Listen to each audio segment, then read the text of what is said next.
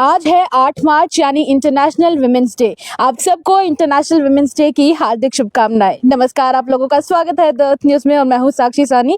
मेरे साथ इस वक्त डॉक्टर सोनिया कोतवाल मौजूद हैं, जम्मू कश्मीर की ऐसी इन्फ्लुएंसर जिनके इंस्टाग्राम पे 1 मिलियन फॉलोअर्स हैं। यकीन नहीं होता ना, आइए आपको भी दिखाती हूँ। ये देखिए, ये रहा डॉक्टर सोनिया कोतवाल का इंस्टाग्राम, जहां पर आप देख सकते हैं 1 मिलियन फॉलोअर्स इनके हो चुके हैं। सबसे पहले तो डॉक्टर सोनिया, 1 मिलियन फॉलोअर्स आपके हो चुके हैं, कैसा लग रहा है? और सबसे पहले कॉन्ग्रेचुलेशंस। थैंक यू, नमस्ते। मेरा नाम डॉक्टर सोनिया कोतवाल, जैसे कि आपने इंट्रोड्यूस कर दिया है। एक्चुअली अबाउट 1 मिलियन फॉलोअर्स का मुझे सच में अच्छा थैंक यू सो मच, आपने मुझे कॉन्ग्रेचुलेट किया। अभी रिसेंटली मेरे 1 मिलियन फॉलोअर्स हुए हैं और इंस्टा ने मुझे सब्सक्रिप्शन का भी दिया है कि जैसे यूट्यूब में सब्सक्राइब का होता है, वैसे हमारे यहाँ पर इंस्टा ने भी अब सब्सक्रिप्शन का स्टार्ट किया है। तो मतलब कैसा लग रहा है कि 1 मिलियन के बाद अब सब्सक्रिप्शन भी आ जाएगी और जो आपके ऐसे फैंस होंगे जो आपको सब्सक्राइब करना चाहते हैं तो वो आपसे डायरेक्ट कांटेक्ट कर सकते हैं, कैसा लगता है?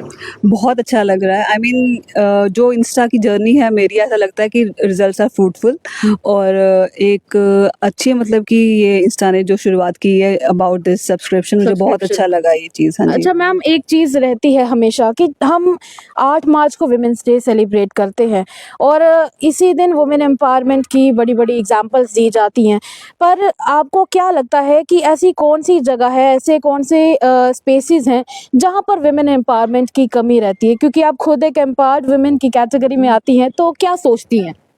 वुमेन एम्पावरमेंट का मैं ये बोलूँगी कि अभी भी हमारे ऐसे कुछ एरियाज़ हैं जहाँ पर वुमेन एम्पावरमेंट इतनी नहीं हुई है। इतनी नहीं हुई है। जी। जैसे कि अगर कुछ एरियाज़ में चले जाएँ, आप रूरल एरियाज़ में चले जाएँ, तो वहाँ पर लोग पढ़ना चाहते हैं अभी, बट सारी लड़कियाँ अभी एजुकेटेड नहीं है इतनी, due to their financial resources या कुछ भी आप XYZ रीज़न ले लीजिए। बट अभी women empowerment in sector of education हम कह सकते हैं, या इक्वालिटी, जैसे कि जो भी इक्वालिटी अगर हम देखते हैं, लड़का और लड़की में जो बराबरी होती है, वो भी अभी हर जगह पे अवेलेबल नहीं है। बट अगर हम अर्बन एरियाज में देखें तो स्टोरी बिल्कुल डिफरेंट है। सो अभी इन जगहों पे हमें वर्कआउट करना ज़रूरी है। अभी वर्क करना जरूरी है। आपके इंस्टाग्राम पे इतने ज्यादा फॉलोअर्स हैं, आपको क्या लगता है कि इतनी बड़ी ऑडियंस होने के बाद आपके कंधों के ऊपर कितनी बड़ी रिस्पॉन्सिबल है कंटेंट क्रिएशन के मामले में? क्योंकि आपका कंटेंट जब हम देखते हैं तो उसमें देखा जाता है कि उसमें कोई न्यूडिटी, कोई वल्गैरिटी नहीं देखने को मिलती है, क्या सोचती हैं? एक्चुअली अबाउट दिस इंस्टाग्राम, जो कंटेंट क्रिएशन की बात है, उसमें मैं हमेशा अपना फोकस जो भी है ना, मेन अपनी जो भी daily day to day activities है, फर्स्ट ऑफ ऑल मैं उस पर रखती हूँ जी।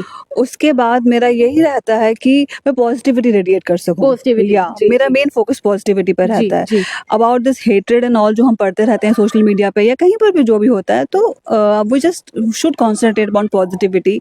अपने आप से आप मतलब रखो, अपनी एक लेन लेके आप उसमें आगे बढ़ो, तो ज़रूर आपको सक्सेस मिलेगी। एज ए डॉक्टर, क्योंकि आप NHM के साथ भी हमने सुना है कि आप जुड़ी हुई हैं, क्या लगता है कि कितनी ऐसी लड़कियां हैं जिनको अभी भी एजुकेशन की सख्त ज़रूरत है और कहा जाता है कि जब तक सिर्फ और सिर्फ एजुकेशन मिले तब भी लड़की, तब भी वुमन एम्पावर्ड नहीं है? सही से एम्पावर होने की क्या डेफिनेशन समझती हैं आप? वुमेन एम्पावरमेंट से मैं ये समझती हूँ कि लड़की तभी एम्पावर हो सकती है जब वो अपनी असली पहचान समझे। असली पहचान। पहचान इन द सेंस कि वो कौन सी फील्ड में जाना चाहती है। ये नहीं है कि डॉक्टर बनेगी, इंजीनियर, टीचर, जो हम मेन फील्ड्स लेते हैं, वो क्या बनना चाहती है, और उसमें फ्रीडम बहुत ज़्यादा ज़रूरी है। फ्रीडम अगर जब तक नहीं होगा, लड़की कुछ भी अपने लिए अचीव नहीं कर सकती है। और इक्वालिटी एंड पेरेंट्स की सपोर्ट, फैमिली की सपोर्ट, और उसको अपने ऊपर विश्वास होना सबसे बड़ी इंपॉर्टेंट चीज़ है। सिंस आप डॉक्टर हैं, मैं फिर से उसी बात पर आऊंगी। आपके डॉक्टर होने के नाते, आपके इतने साल के करियर में आपने कितनी ऐसी फीमेल्स को देखा जिन्होंने अपनी हेल्थ को इग्नोर किया हो और फिर जब तक वो आपके पास पहुंची तब उनकी तबीयत काफ़ी बिगड़ चुकी थी और उनको ठीक करना काफ़ी मुश्किल रहा हो? हाँ, ये आपने बहुत अच्छा क्वेश्चन पूछा। इसमें मैं यही बोलूँगी कि मैक्सिमम हमने देखा है, जो भी लेडीज़ जैसे अपने बच्चों का ध्यान रख रही होती है ना आफ्टर दिस प्रेगनेंसी, वो बच्चों के साथ इतनी इन्वॉल्व हो जाती हैं कि अपना ध्यान रखना भूल जाती हैं। वो अपने बच्चों के साथ ही, जो ग्रोइंग बच्चे होते हैं उन्हीं के साथ रहती हैं और अपने बेबीज़ के ध्यान में अपने आप को, सेल्फ जो होता है वो भूल जाती हैं कि खुद को भूल जाती हैं। केयर करनी ज़रूरी है भी या नहीं। जी। और जो ड्यूरिंग प्रेगनेंसी लेडीज़ ऐसी हैं कि पूरा प्रॉपर विटामिन विटामिन्स या मिनरल्स जो भी पूरा इंटेक नहीं करती हैं, फॉलिक एसिड वगैरह का, उनमें डेफिशिएंसीज होती हैं, उनमें काफ़ी डेफिशिएंसीज पाई जाती हैं। सो ये है कि लेडीज़ को पहले अपना ध्यान रखना ज़रूरी है, उसके बाद ही वो आगे अपनी बच्चों का, अपने परिवार का ध्यान रख सकती हैं। तो सबसे पहले अपना ध्यान रखना बहुत ज़्यादा ज़रूरी है। अच्छा, भदरवा से आप हैं और आप न्यूयॉर्क तक आपके चर्चे होते हैं। ये देखकर आप दूसरी फीमेल्स को क्या मैसेज देना चाहेंगी विमेन एम्पावरमेंट पर? अबाउट दिस वुमेन एम्पावरमेंट में मैं ये बोलना चाहूँगी कि जैसे मैंने अर्लियर भी कहा, जी। इस चीज़ कि आपको फेथ बड़ा ज़्यादा ज़रूरी है। Faith। सी देखिए, कोई भी चीज़ जो पहली बार होती है तो हमेशा नई होती है।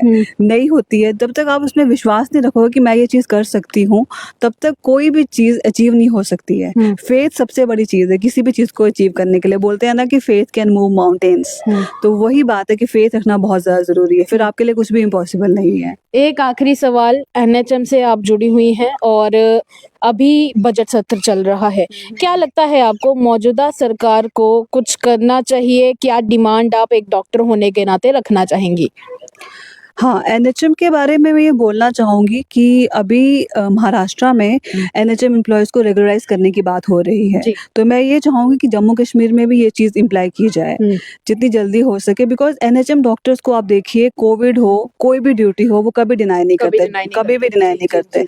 तो उनको भी उनका हक मिलना बहुत ज़्यादा ज़रूरी है। तो ये मैं चाहूँगी हमारी जम्मू कश्मीर की जो गवर्नमेंट है, वो इस पे ज़रूर सोचे इस बारे में। तो आप सबको एक बार फिर से इंटरनेशनल वुमेन्स डे की हार्दिक शुभकामनाएं हैं।